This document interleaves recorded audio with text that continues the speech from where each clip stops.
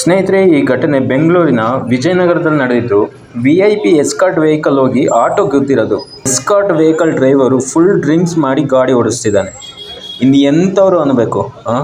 ಅದೇ ಆಟೋದನ್ನು ಹೋಗಿ ಆ ಗಾಡಿ ಗೌರ್ಮೆಂಟ್ ಎಸ್ಕಾರ್ಟ್ ವೆಹಿಕಲ್ ಏನಾದರೂ ಗುದ್ದಿದ್ರೆ ಅವ್ರ ಕತೆ ಏನು ಗೊತ್ತಾ, ಅಸಲು ರುಬ್ಬಾಕ್ಬಿಟ್ಟಿರೋದು. ಯಾರೋ ಕೆಲವರು ಮಾಡ್ತಕ್ಕಂಥ ಕೆಲಸಕ್ಕೆ ಇಡೀ ಡಿಪಾರ್ಟ್ಮೆಂಟ್ಗೆ ಕೆಟ್ಟ ಹೆಸರು. ಸೊ ನೋಡಿ ಎಷ್ಟು ಅದು ಜವಾಬ್ದಾರಿ ಇದೆ ಅಂತ ಅವರಿಗೆ.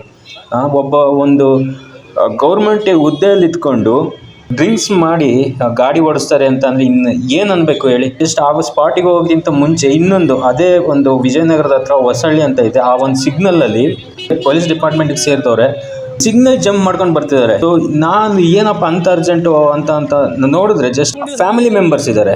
ಸೊ ಇನ್ನು ಏನು ಒಂದು ಇದಿದೆ, ಜವಾಬ್ದಾರಿ ಇದೆ. ಗೌರ್ಮೆಂಟ್ ವೆಹಿಕಲ್ಸು ಪರ್ಸ್ನಲ್ ಯೂಸಿಗೆ ಬಳಸಬಾರ್ದು. ಎಷ್ಟೊಂದು ಕಡೆ ನೋಡಿರ್ತೀವಿ. ಸೊ ರೋಡ್ ಸೈಡ್ ಇರೋ ವ್ಯಾಪಾರಿಗಳ ಹತ್ರ ದುಡ್ಡು ಇಸ್ಕೊಳೋದು. ಅವ್ರುಗಳು ಒಂದಲ್ಲ ಎರಡಲ್ಲ ರಾಂಗ್ ರೂಟಲ್ಲಿ ಬರ್ತಿರ್ತಾರೆ, ಒನ್ ವೇನಲ್ಲಿ ಬರ್ತಿರ್ತಾರೆ, ಹೆಲ್ಮೆಟ್ ಹಾಕಿರಲ್ಲ, ಆಮೇಲೆ ಟ್ರಿಬಲ್ ರೈಡಿಂಗ್ ಮಾಡ್ತಿರ್ತಾರೆ. ಸೊ ಎಷ್ಟು ಅವ್ಯವಸ್ಥೆ ಅಂತಂದರೆ ಇದೊಂಥರ ಹೆಂಗೆ ಅಂದರೆ ಡಿಪಾರ್ಟ್ಮೆಂಟಲ್ಲಿ ಇರೋರಿಗೆ ಯಾವ ರೂಲ್ಸು ವರ್ತಿಸಲ್ಲ ಅನ್ನೋ ಥರ ಇದೆ ಅವ್ರು ಮಾಡ್ತಕ್ಕಂಥ ಕೆಲಸ. ಯಾರೋ ಕೆಲವರು ಮಾಡ್ತಕ್ಕಂಥ ಕೆಲಸದಿಂದ ಇಡೀ ಡಿಪಾರ್ಟ್ಮೆಂಟ್ಗೆ ಕೆಟ್ಟ ಹೆಸರು ನೋಡಿ. ಗೌರ್ಮೆಂಟ್ ಕೆಲಸದಲ್ಲಿ ಒಳ್ಳೆ ಸಂಬಳ ಕೊಡ್ತಾರೆ, ಒಳ್ಳೆ ಫೆಸಿಲಿಟಿ ಕೊಡ್ತಾರೆ, ಆದರೂ ಈ ಥರ ಕೆಲಸ ಮಾಡಿದ್ದು ಎಷ್ಟು ಸರಿ ಅಲ್ವಾ? ಅದೃಷ್ಟವಶಾತ್ ಆ ಆಟೋದವ್ರಿಗೆ ಏನೂ ಆಗಿಲ್ಲ, ಸರಿ ಹೋಯ್ತು. ಅದೇ ಏನಾದರೂ ಹೆಚ್ಚು ಕಮ್ಮಿ ಆಗಿದೆ ಅಂದರೆ ಏನು ಪಾಡು. ಪ್ಯಾಸೆಂಜರ್ ಪಾಪ ರೈಲ್ವೆ ಸ್ಟೇಷನ್ಗೆ ಹೋಗ್ತಿದ್ದಂತೆ, ಅದೇನು ಟ್ರೈನ್ ಸಿಕ್ತೋ ಇಲ್ವೋ ಗೊತ್ತಿಲ್ಲ.